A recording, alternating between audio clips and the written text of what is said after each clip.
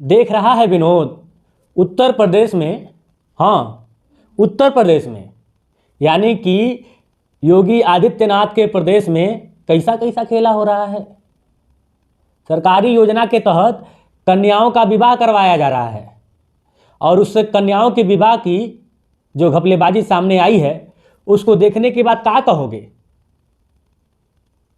चौंकिए मत, ये पहली बार नहीं है, अक्सर इस तरह के मामले सामने आते रहते हैं। बलिया है, जिला बलिया, बागी बलिया, नाम तो आपने सुना ही होगा। वहाँ पे मुख्यमंत्री जी का कार्यक्रम था। कार्यक्रम क्या था? गरीब कन्याओं का सामूहिक विवाह। लगभग 500 के आसपास में कन्याओं का विवाह होना था। अब इनमें से बहुतेरे कन्याएं ऐसी थी जिनके पास पति नहीं था, मतलब सामने पति नहीं था और विवाह हो रहा था। मतलब टोटल घपलेबाजी हो रही थी। और इस घपलेबाजी में कौन कौन शामिल है यह जांच का विषय सरकारी कागजों के अनुसार हो सकता है, लेकिन जिन अधिकारियों को ये जिम्मा दिया गया था, जिन्होंने सूची बनाई थी, क्या उन्हें इस बात का भान नहीं था कि ये हो क्या रहा है? मतलब किसी ने सड़क से पकड़ा किसी को और उठा लाए 10 मिनट बैठ गए, 51,000 रुपया, चूंकि उस सामूहिक विवाह के दौरान जो है लोगों को 51,000 रुपया सरकार की तरफ से मिलता है। अब उसको पाने की लालच में जो इस सामूहिक विवाह का मखौल उड़ाया गया है वो इतना ज़्यादा निंदनीय है। और सोचिए, सूबे के मुखिया वहाँ पे उपस्थित हैं, मुख्यमंत्री जी उपस्थित हैं और उस विधानसभा के, जो विधानसभा लगता है वहाँ की विधायिका भी वहाँ पे रहती हैं, जिलाधिकारी, और सोचिए उस जिले के तमाम अधिकारी, छोटे से लेके बड़े तक, यानी कि एक लेखपाल से लेके और कलेक्टर तक, जिलाधिकारी तक उस मौके पर मौजूद हैं। मीडिया वाले नहीं होते और मीडिया वालों ने ये घपलेबाजी देखकर उनका दिमाग नहीं ठनका होता, सोशल मीडिया पे वायरल नहीं होता, तो ना जाने कितने लाख रुपए जो है इसी तरह से फालतू के इधर उधर हो जाते। अब इसमें सवाल यह उठता है कि क्या इस सामूहिक विवाह में जिनको जिम्मेदारी दी गई थी, कोई पैसा फिक्स था कि 51,000 मिलेगा, 25,000 तुम रख लेना, 25,000 वो अधिकारी रख लेगा, सूची दे दिया गया? क्या इस तरह का कोई वहाँ पे घालमेल चल रहा था?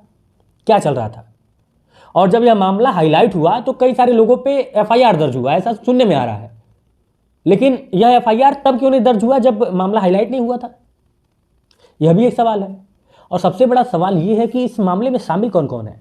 क्या सिर्फ छोटे तबके के अधिकारी शामिल होंगे, या फिर छोटे तबके के जो जिम्मेदार हैं वही शामिल होंगे, या फिर मामला ऊपर तक है, मतलब जिलाधिकारी तक? क्योंकि मोटी रकम होती है, 500 गुणे 50,000।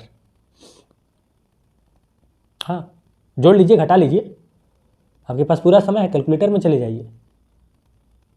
और ये सब तब हो रहा था जब खुद वहाँ पे मुख्यमंत्री मौजूद है। इतना बड़ा दुस्साहस। और मतलब आप सोचिए कि कई जोड़ों के पास तो दूल्हा भी नहीं था। कैसे हो रहा था ये शादी? और कुछ लोगों को ये पता चला, मतलब कि कुछ लोगों ने ये बताया कि जब ये शादी हो रहा था तो उस शादी में कई सारे तो मतलब कि ऐसे ही, मतलब पहले से शादीशुदा है, यानी कि 2, 4, 5 साल 10 साल पहले उनकी शादी हो चुकी है। लेकिन अब मामला 51,000 का, और कुछ सामान भी मिलता है, बक्सा रहता है, बाकायदे बक्सा, उसमें कई सारे सामान रहते हैं। मामला बहुत गंभीर है। ये हंसी का विषय हो सकता है, मतलब सुनने के बाद हंसी आ सकती है, लेकिन जरा सोचिए कि किनका हक मारा जा रहा है। अगर वाकई में ये पैसे जो है गरीब घर की बेटियों के विवाह में खर्च होता तो कितना पुण्य का काम है। लेकिन यहां तो बंदरबाट चल रहा है, मतलब हर सरकारी योजना का बंदरबाट।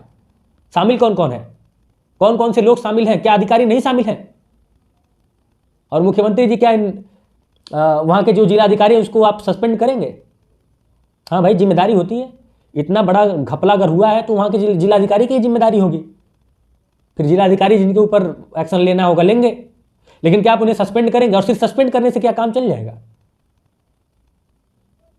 बहुत सारे सवाल हैं। लेकिन असली खेला तब सामने आया जब सिंदूरदान, मतलब कि का जो कार्यक्रम होता है वो शुरू हुआ। मतलब घूंघट नहीं उठ रहा है तो सिंदूर कैसे लगाया जाएगा? जाहिर सी बात है कि वो वहाँ पे आपको शादी नहीं करनी थी, आपको मजाक उड़ाना था। अब तो मकसद तो आपका कुछ और था वहाँ पे जाने का। क्या मकसद था? 51,000 रुपया प्लस वो बक्सा, एक बक्सा मिल रहा था। बक्सा समझते हैं, अटैची? हाँ, हम लोग जब छोटे छोटे थे तो वो जो टीन का बक्सा बनता है, उसको हम लोग बक्सा बोलते थे, जो बॉक्स बनता है, और उसमें तमाम सामान रहते हैं जो दिया जाता है भेंट में। तो सब तो ठीक है, लेकिन मामला गड़बड़ा गया है। और इस तरह की चीज़ें हर जगह पे, मतलब कि आप अंदाज़ा लगा लीजिए, जहाँ भी सामूहिक विवाह होता होगा वहाँ पे होगा। जब एक मामला सामने आता है तो कई सारे मामलों पर सवाल खड़ा होता है।